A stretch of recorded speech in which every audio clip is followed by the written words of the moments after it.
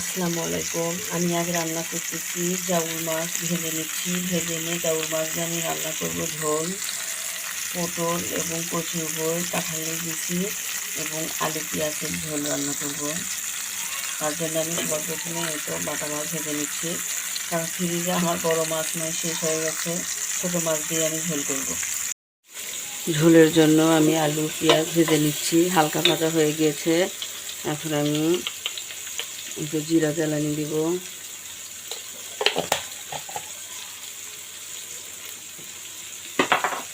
জিরাটা জ্বালানি দিলাম।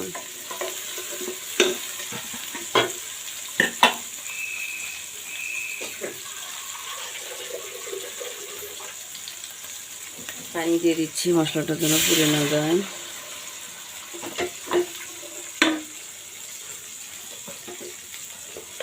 এখন আমি দিব পরিমাণ মতো লবণ,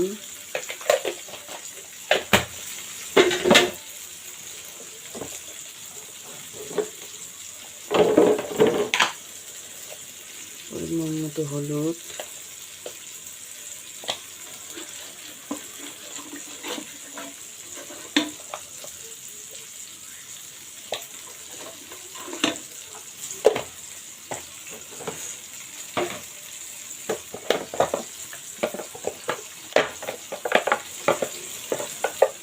একটু সামান্য গুঁড়া মরিচ, একটু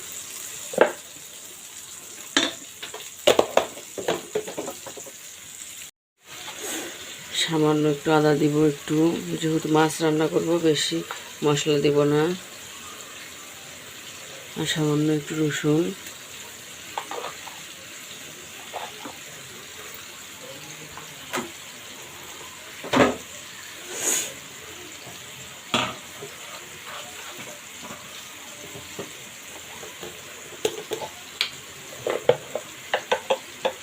ভাজা জিরে গুঁড়ো দিব একটু, আর কোনো মশলা দিব না।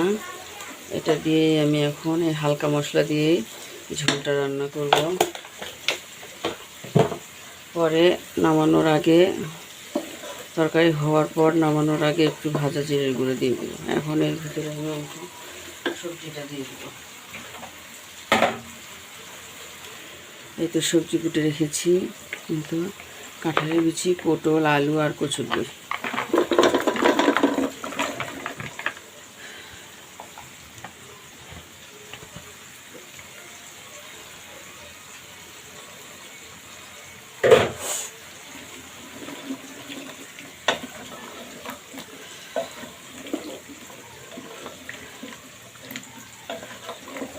এটা এখন আমি খুব সুন্দর করে কষাই নেব।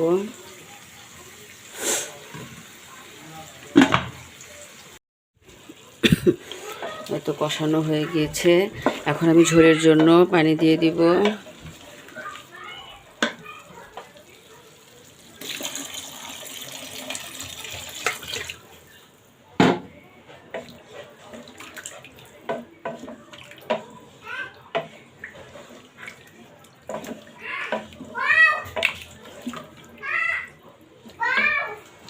এরকম ঝোল তো থাকবেই, আর একটু পানি দিব। পানি দিলাম, এই পানিটা একটু কমে আসবে, বলক উঠবে। একটু কমে আসলেই তরকারিটা চুলা বন্ধ করে দেব। এখন একটু বলক আসুক, চুলাটা একটু জোরে করে দিলাম।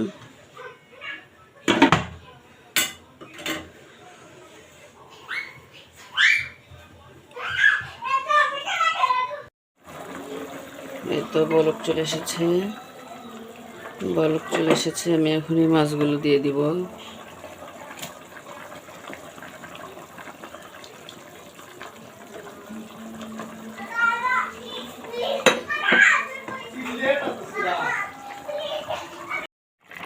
তো আমার ঝোলটা রান্না করা হয়ে গিয়েছে, দেখুন কত সুন্দর হয়েছে। আমি তো এখন ভাজা জিরে গুঁড়া দিব, ব্যাস রান্না কমপ্লিট, রান্নাটা হয়ে গেছে। একটু ভাজা জিরে গুঁড়া ছিটিয়ে দিলাম।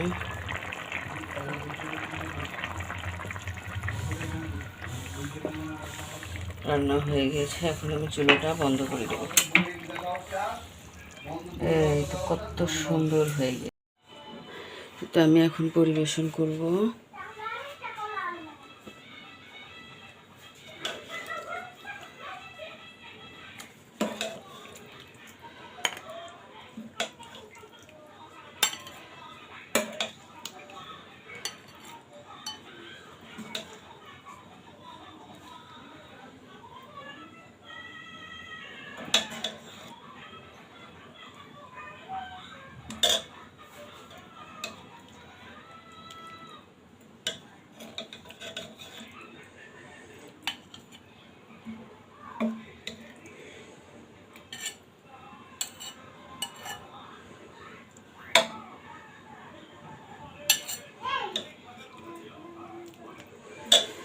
এই তো